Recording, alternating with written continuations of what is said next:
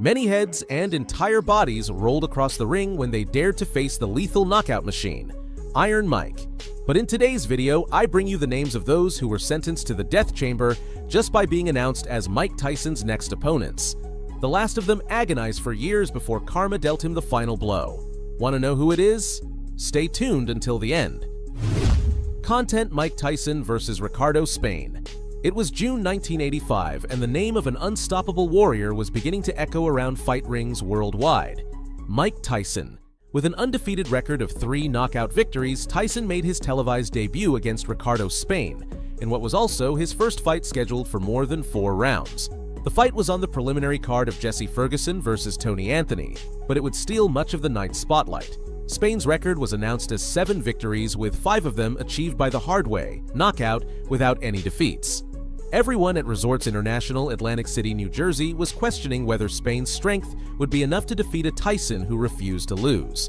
With Joe O'Neill as the third man in the ring, the contest began. First round. As soon as the bell rang, Tyson came out aggressively, throwing combinations to both the body and head. A right hand during an exchange made Spain lose his balance and hit the canvas just 18 seconds into the fight. Seen in his brief pro career, hit like a steam hammer. Now, Ricardo Spain. Spain, who also seemed to refuse to lose, used the ropes to get back on his feet and was fully recovered by O'Neill's 8 count. When the fight resumed, a strong left hook at 36 seconds sent Spain crashing down to the mat, right in the center of the ring. This time, without even starting the count, O'Neill ended the fight.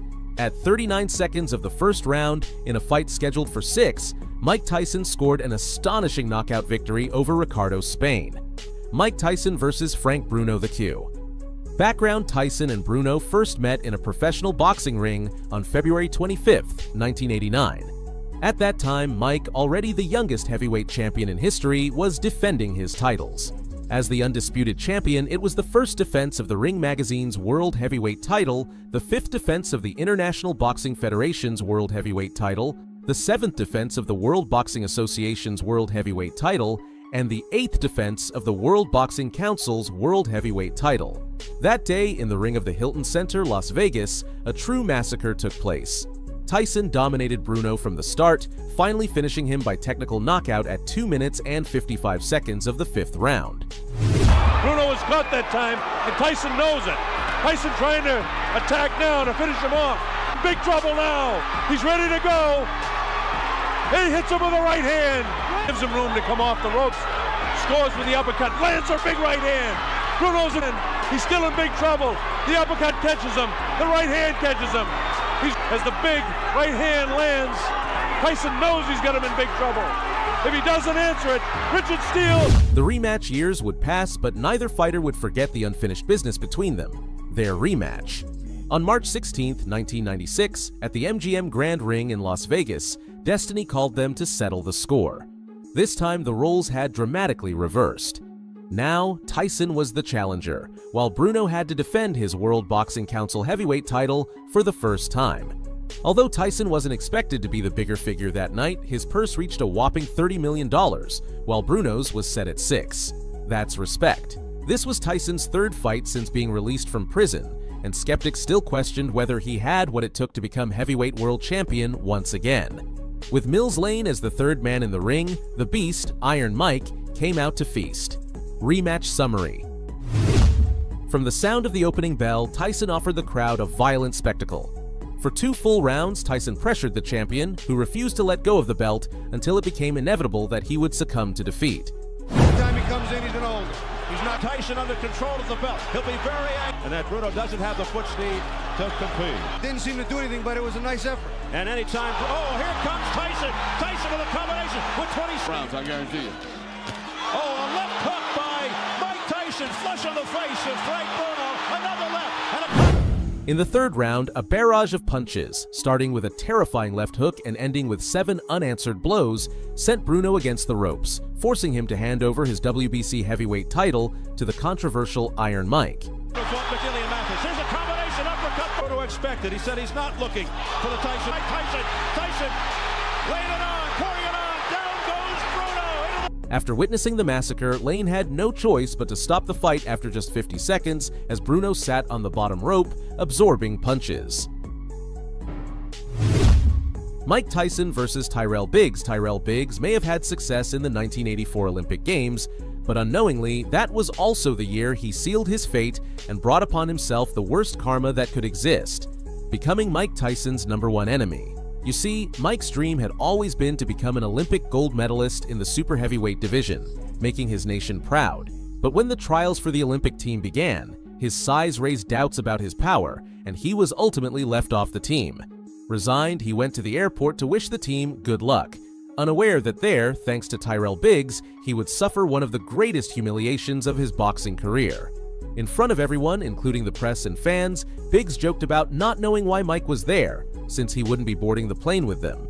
These words were etched into Tyson's memory, and he would soon turn to professional boxing, becoming a true knockout machine while waiting for the Olympic gold medalist to cross his path again.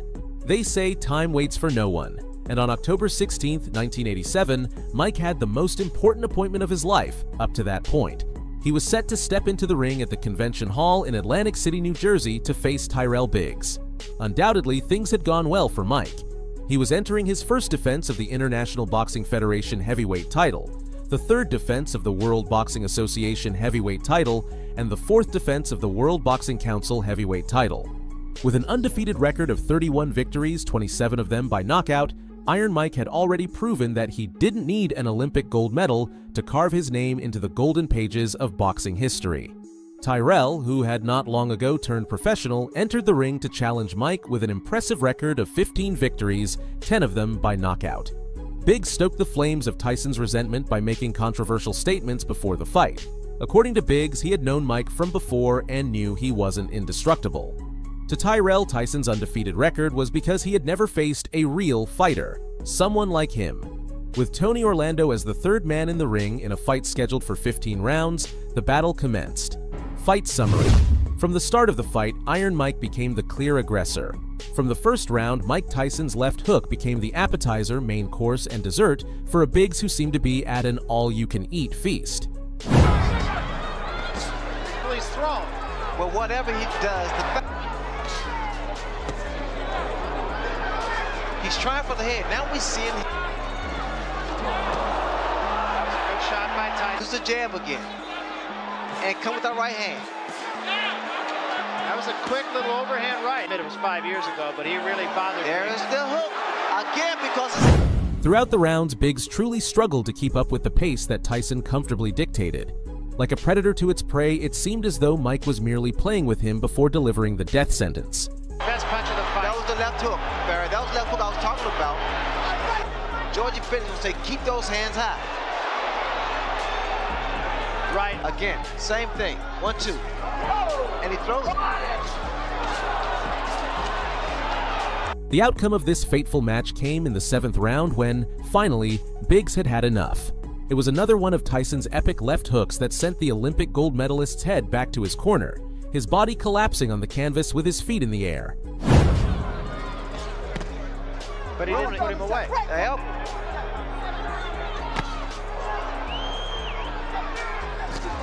Oh, that was Biggs was just 1 second away from being able to rest and mark 8 rounds on his feet, but it wasn't his day.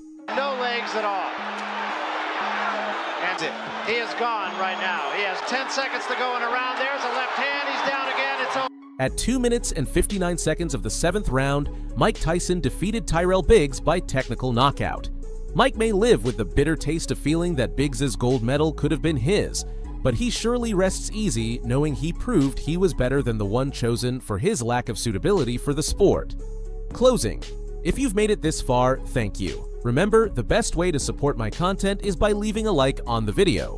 What other fight where Iron Mike's opponent lost before even stepping into the ring would you like to see in a second part of this video? Let me know in the comments.